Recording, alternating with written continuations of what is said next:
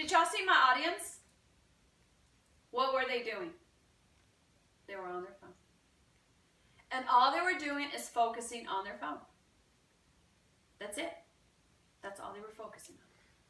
So imagine all these people in the world do that all the time. But some of them do it while they're driving. Just like this lady right here. Can y'all see the slide? See those people? Look at what she's doing. All over the United States. I have this slide for you today so you can see all our states, and the orange and the purple are where they have all the drivers are texting. Texas is partial. Now, since June of 2017, 47 states have passed the law of no texting while driving. 47 states. It was hard to get there, but they finally got there. 47. Now, it depends on the state on how much the fine is.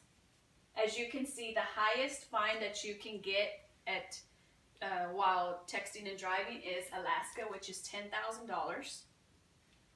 You have California at $162. Utah is $750. You have the smallest fee is West Virginia, which is $20, and Texas is $200. Now you will get a fine the first time that you get caught. The second time you get caught, the fine is higher. Now, if you get in an accident while texting and driving, you will be charged, you will be prosecuted with a Class A misdemeanor. And any other charges that they can charge you with. Just depending on if the bodily harm that was done and if you caused any deaths. So, we need 3 things to drive. 3. You need your vision,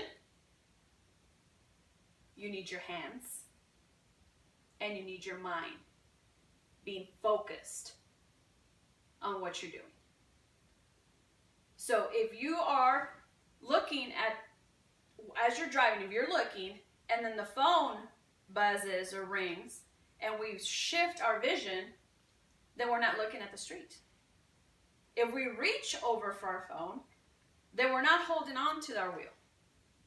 And our mind, if we're thinking about what's happening with our phone, then our mind is concentrating on that and not on what's going around in our surroundings. Now, I have this slide for you. And as you can see, it's 23 times its increased likelihood that text messaging will cause a crash. It will cause the crash. As you can see, texting is the highest of distract driving activity. If you're reaching for your phone, it's only 1.4. Talking and listening is 1.3. Dialing is 2.8. But texting is 23 times. 23. Now, my question is, are we addicted to our phones? Are we? That we just can't simply go without it? Ask yourself that. How many times do you check your phone while you're driving? As you can see in this slide, here's this person driving. And they have their phone. As you can see, here's the steering wheel. Here's the phone. So he has one hand on the phone. So that means he only has one hand on the steering wheel.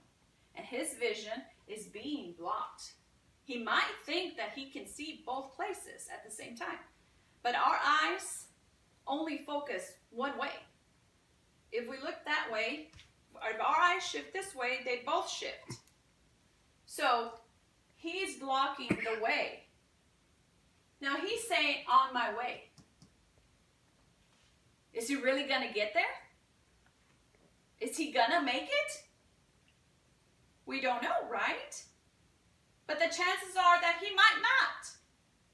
He might not. Now, texting, sometimes we feel like it's a need. We need to text. We need to reach for that phone. We need to answer because we think it's so important. But that's not true. That is not true. We think that we're missing out. Texting is experiencing an elevation of dopamine, which means a reward. You feel like, oh, if someone texts you right back or with some smiley face, it just elevates. It's like a reward for yourself. But you got to ask yourself,